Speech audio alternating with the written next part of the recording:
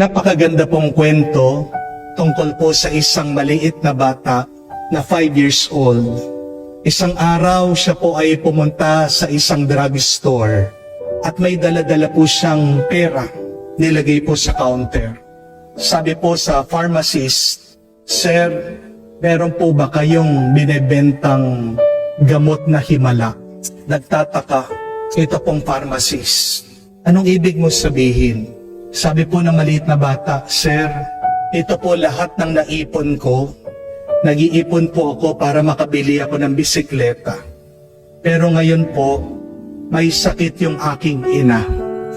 At sabi po ng doktor na tanging himala na lang po ang makakapagpagaling sa kanya. Meron po ba kayong gamot na himala?" At sabi po ng pharmacist, "Bata, walang himala dito. Pero kung gusto mo ng himala, libre lang. Tabi ng drugstore ay may simbahan, pumunta ka kay Jesus. Magdasal ka sa Kanya. Dahil si Jesus lang ang doktor na makakapagbigay ng gamot ng himala sa iyong ina." Dali-dali po itong bata tumakbo sa simbahan, dala-dala yung kanyang pera. At nakita po niya itong larawan ng ating Panginoon nakapako sa krus. Tinapon po yung pera doon sa paanan ng ating Panginoon. Sabi, "Jesus, ito po yung ipon ko. Hindi na po ko bibili ng bisikleta. Tulungan niyo lang po yung aking ina. Hindi ko man po kayo matutulungan nang bumaba dyan sa krus. Alam ko po, nahihirapan kayo. Alam ko po, maraming nagdadasal sa inyo. Alam ko po, busy kayo. Pero mahal na mahal ko po yung aking ina. Sige na po, tulungan niyo yung aking nanay." Pero kahit na paano po siya magdasal, tahimik lang daw po si Jesus sa krus. Hanggang sumagot po ulit itong bata, sabi niya, "Kung hindi niyo po ako matutulungan, pupunta na lang po ako doon sa inyong ina, si Mama Mary. Di ba mahal na mahal niyo din po yung inyong ina? Pwede niyo po ba tulungan yung ina ko din? Magpapatulong lang po ako sa inyo." At habang po palang nagdadasal yung bata, napadaan yung parish priest, yung pare, naririnig siya. At biglang lumapit doon sa bata, sabi, "Bata, kung magdadasal ka sa Diyos, makiusap ka. Huwag ka mag-alala. Tutulungan ka niya kung mananalig ka." Naawa po itong parish priest. Tinulungan po pauwi yung bata. Sabi po ng pare, "Dalhin mo na yung pera mo. Basta't pagdasal mo yung nanay mo. Sige, pagdadasal ko din siya." At habang pauwi, kinikwento daw po ng bata yung nangyari, yung sinabi ng doktor na himala na lang ang magpapagaling sa kanyang ina.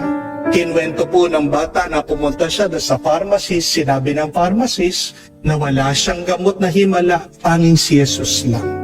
At nung pag-uwi po nila doon sa kanyang bahay, nabigla po sila dahil wala yung nanay niya doon sa kama. Tumiiyak po yung bata dahil akala niya namatay na yung nanay niya at kinuha na ng punerarya. Hanggang nabigla po sila, itong bata at ang pare. Nung lumabas sila sa bahay, nakita nila yung nanay nakaupo dun sa hardin. Kakwento ng mga ibang kapitbahay. Malakas na at magaling. Ano po sabi nitong may sakit? Sabi, "Anak, meron kang kaibigan na doktor na dumating. Pinuntahan mo daw siya. Napakabait niya.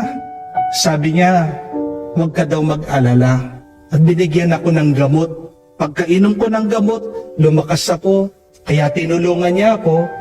Dahil sabi nitong doktor, mahal na mahal din daw niya yung kanyang ina." At ito pong bata at yung pare, umiiyak. Nagmilagrong Panginoon. At ano pong sabi ng pare? "Tignan mo na, nauna pa ang Panginoon sa atin sa bahay." Narinig ka niya. At hindi po ba, mga kapatid, naririnig din na Diyos ang ating mga dasal. Alam ng Diyos ang ating mga paghihirap.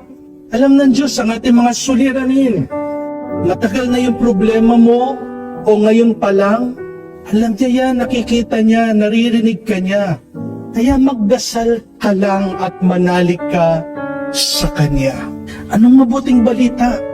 Balikan niyo po ang unang pagbasa, napakaganda. Hindi kagustuhan ng Diyos na tayo'y mamatay at hindi natutuwa ang Diyos pag tayo'y nagdurusa. Kaya nga, gagawin niya ang lahat para matulungan tayo. Bakit tayo naghihirap? Anong paliwanag ng karunungan ng libro? Ito ay dahil sa masama at madalas kasalanan din natin. Pero kung gusto natin magkaroon ng kaayusan at kapayapaan at kabutihan ang ating buhay, anong kailangan natin gawin? Na lumapit tayo kay Jesus.